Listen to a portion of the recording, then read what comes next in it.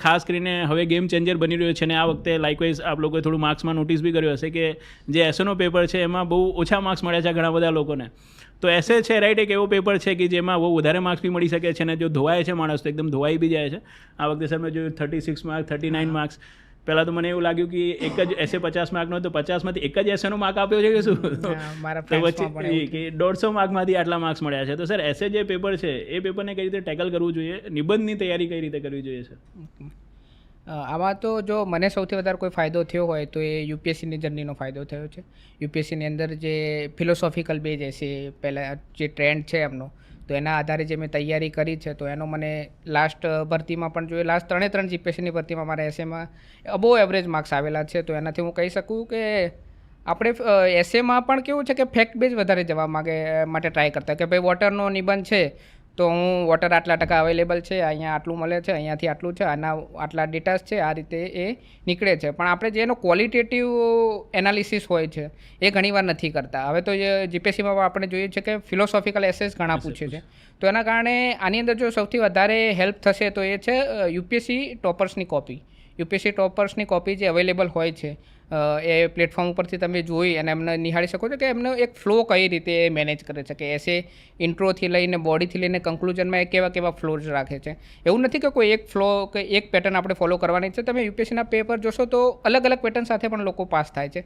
તો સૌથી પહેલાં ઇમ્પોર્ટન્ટ છે કે તમે આ ફ્લોને સમજો. જો એકવાર ફ્લો સમજી ગયા તમે એનું સાઈડમાં મારું જે રીતનું છે કે એક બ્રેન સ્ટોર્મ કરું છું હું કે ભાઈ એસે લીધો એના જેટલા ભાગ છે એને આપણે પાર્ટ પાડી લીધા. એ પાર્ટ પાડીને એના પછી બ્રેન સ્ટોર્મ કરીએ છીએ. એ બ્રેન સ્ટોર્મ કર્યું એના આધારે અમુક ક્વેશ્ચન બનશે.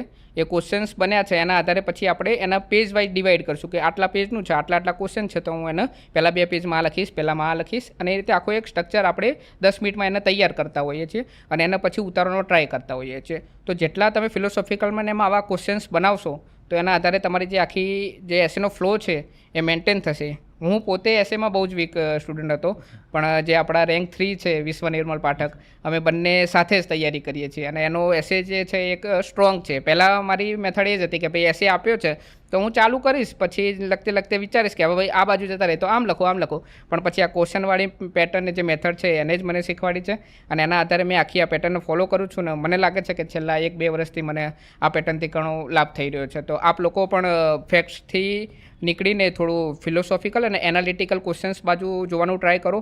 એના સાથે સાથે એક તમારો રફ વર્ક બ્રેન સ્ટોર્મિંગ માટે 10-15 મિનિટનો ટાઈમ આપો. એના આધારે આખું સ્ટ્રક્ચર તૈયાર કરો. એમાં તમે શું મૂકી શકો છો, શું કાઢી શકો છો, કયા કોઈનો એડ કરી શકો છો, એ બધું જ ભેગું કરીને તમારો જો એક ફર્મો તૈયાર હશે ને તો પછી લખવામાં ટાઈમ નહીં લાગે.